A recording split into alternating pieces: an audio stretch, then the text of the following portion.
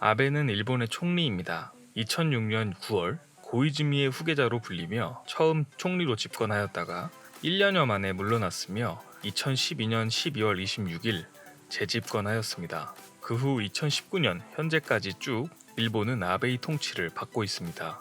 아베 정권이 계속 이어질 경우 2019년 8월에 전후 최장수 총리가 되며 2019년 11월에는 일본 헌정사상 최장수 총리가 됩니다. 오랜 재임 기간 동안 당연히 몇 차례 정치적 위기 상황이 있어왔고 그럴 때마다 북한, 한국, 중국 등 주변국들을 이용하여 일본 국민들의 눈을 돌려 위기 상황을 피해가는 모습을 보여주었었습니다. 그런데 최근 아베는 일본에서 정치 인생 최대 위기에 봉착했습니다. 어떤 내용인지 한번 알아보았습니다. 구독과 좋아요, 알림 설정 부탁드립니다.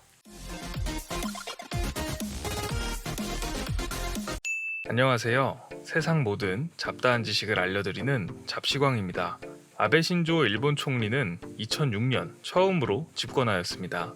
일본의 총리 선출 방식은 우리나라와는 조금 다릅니다. 국민이 직접 대통령을 선출하는 우리나라와는 다르게 일본은 미국으로 치면 하원의원격인 중의원, 상원의원격인 참의원이 기명투표에 의해 총리 지명 의결을 하고 여기서 과반수를 얻으면 총리로 선출되는 방식입니다. 아베는 사실 2006년 1차 내각 시절 친한파 정치인이었습니다. 한국의 국립현충원에 일본 총리 사상 최초로 참배하였고 일본의 과거사 문제와 위안부 문제에 대해 한국과 적극적으로 협력하겠다는 이야기도 하였었죠. 하지만 이후 2007년 진행된 참의원 선거에서 자민당이 참패하며 정치 기반이 취약해지기 시작합니다. 게다가 그 시기 지병으로 앓고 있던 궤양성 대장염까지 심해지면서 아베의 첫 번째 내각은 1년 만에 총리직 사퇴로 마무리됩니다.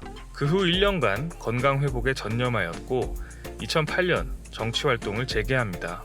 돌아온 아베는 예전과는 많이 다른 모습이었죠. 야스쿠니 신사참배를 강행하고 중국의 차세대 지도자로 불리는 시진핑이 일본에 방문하자 중국을 나치즘에 비유하는 등 예전보다 훨씬 강경해진 행보를 취합니다. 연이은 과격 발언으로 일본 보수 우익 진영의 결집을 얻게 됩니다. 결국 2012년 12월 26일 일본의 96대 총리로 재집권에 성공하게 됩니다. 다시 한번 말씀드리지만 일본의 총리는 국민들이 직접 선출하는 것이 아니라 국회의원들이 선출하는 방식이기 때문에 세력 결집이 무엇보다 중요합니다. 재집권 이후로 세계의 화살이라고 불리는 금융 완화, 재정 지출, 성장 전략 정책을 펼치며 경제 정책에 주력합니다. 아베노믹스를 통해 일자리 창출, 제조 산업 부흥 등 나름의 경제 성과를 얻었다고 평가받으며 일본 국민들의 높은 지지를 얻기도 하였습니다. 특히 2018년 일본 20대 남성의 아베 지지율은 70%가 넘는다고 하니 청년 일자리 부문에서 실제 성과가 있었다는 이야기로도 보입니다. 2017년 제48회 일본 중의원 총선거 승리를 통해 2018년 9월 3선 연임에도 성공하며 2021년 9월까지 총리직을 맡게 되었습니다. 그러나 최근 아베 신조 일본 총리는 정치 인생 최대의 위기에 봉착했습니다. 첫 번째는 바로 아베 사학 스캔들입니다. 2017년 오사카의 학교법인 토리토모 학원이 학교 부지로 쓸 땅을 일본 정부로부터 매입하게 되는데 감정가의 14%에 불과한 1억 3,400만 엔의 국유지를 매입합니다. 그런데 아베 총리의 부인 아키에 여사가 국유지 헐값 매입 과정에 부당한 영향력을 발휘했다는 의혹이 일면서 파문이 일어난 것이죠. 이 문제로 아베 정권의 지지율은 한때 20%대까지 추락하였습니다. 하지만 이때 아베 정부는 북한의 괌 타격설과 한반도 전쟁설을 교묘하게 이용하며 사학 스캔들을 묻어버렸습니다. 이렇게 끝나는가 싶었던 사학 스캔들은 2018년 모리토모 학원의 국유지 매각 과정에서 담당 부처인 재무성이 관련 공문서를 조작했다는 의혹이 제기되었고 재무성이 이를 인정하면서 사건이 재점화되기 시작합니다.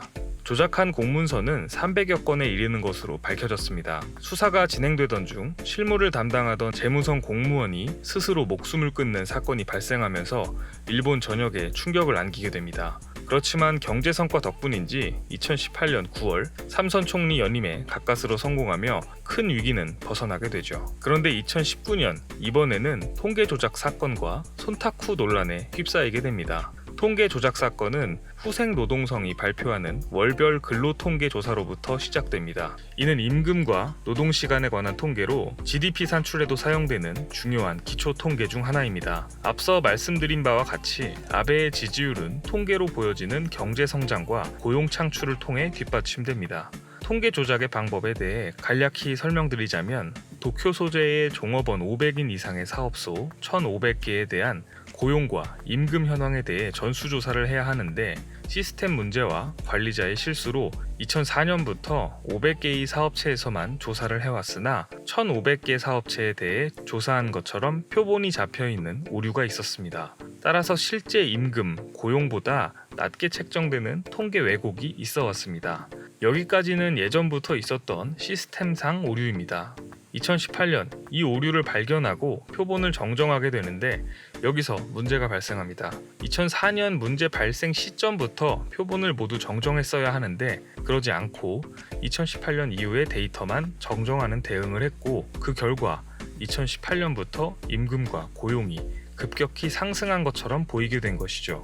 통계 부정은 노동 분야에 한정하지 않았습니다. 총무성 점검 결과 주택, 토지, 기업, 교육 등 국가기관 통계 56개 가운데 20여 개에서 문제점이 드러났습니다. 아베의 경제 성과 전체에 대한 신뢰가 흔들리게 된 것이죠. 아베는 통계 부정 사건을 손타쿠라고 해명했습니다. 모두 헤아린다는 뜻인 촌과 탁으로 이루어진 일본어 손타쿠는 윗사람의 의중을 살펴서 아랫사람이 일 처리를 알아서 한다는 의미입니다. 한마디로 아베는 통계 부정에 관해 전혀 몰랐던 일이고 일선 공무원들의 과잉 충성심 때문에 벌어진 일이라는 것이죠. 참 뻔뻔한 해명입니다. 위기에 빠진 아베가 내놓은 해결책은 간단했습니다. 이 타이밍에 북한이 미사일을 한 방 쏴주면 참 좋겠지만 북미 정상회담 직전이다 보니 그럴 리는 없었고 결국 또다시 한국 때리기에 나선 것이죠. 이때 걸고 넘어진 게 이른바 초계기 사건입니다. 한국의 광개토 대왕암이 일본 초계기를 조준하였다는 황당한 주장을 펼쳤는데 이게 또 일본 내에서 먹히면서 통계 부정 사건이 어느 정도 일단락되게 됩니다. 연이은 비리와 부정 스캔들로 정치 인생 최악의 상황을 맞이한 가운데 2019년 7월 한국으로 치면 국회의원 선거인 일본 참의원 선거가 다가오고 있습니다. 과거 1차 내각 때 참의원 선거 완패 이후 동력을 상실하여 총리 퇴진까지 겪은 적이 있는 아베는 이번에는 그와 같은 악몽을 다시 겪지 않기 위해 총력을 다할 수밖에 없었습니다. 트럼프가 이 점을 노린 것일까요? 트럼프는 7월 참의원 선거가 얼마 남지 않은 3월에 일본과 무역 협상을 진행합니다. 협상에서는 일본의 자동차 관세 문제와 엔화 문제를 꺼내며 민감한 부분을 건드릴 것을 시사했습니다. 뿐만 아니라 무역 협상은 5월 중으로 마무리 지을 수 있다는 발언을 하며 가뜩이나 좋지 않은 상황에서 선거를 코앞에 둔 아베를 곤혹스럽게 하였었는데요. 때마침 트럼프가 일본에 방문하자 선거 전 마지막 기회라고 생각했는지 아베는 극진한 대접을 준비합니다. 골프장에서는 카트도 직접 몰고 셀카도 찍고 트럼프컵 스모 대회도 열고 최고급 화로구이 식당에서 밥도 먹고 12시간을 함께 일본 여기저기를 돌아다니며 아주 극진한 대접을 하였습니다. 경호 인력만 2만 5천 명이 투입되었다고 하니 오죽하면 일본 내에서 총리가 투어 가이드냐라는 비판까지 나올 정도였죠. 결국 2019년 5월 26일 7월 선거 전까지 미국과 일본의 무역협상 타결을 유예하겠다고 트럼프가 발표합니다.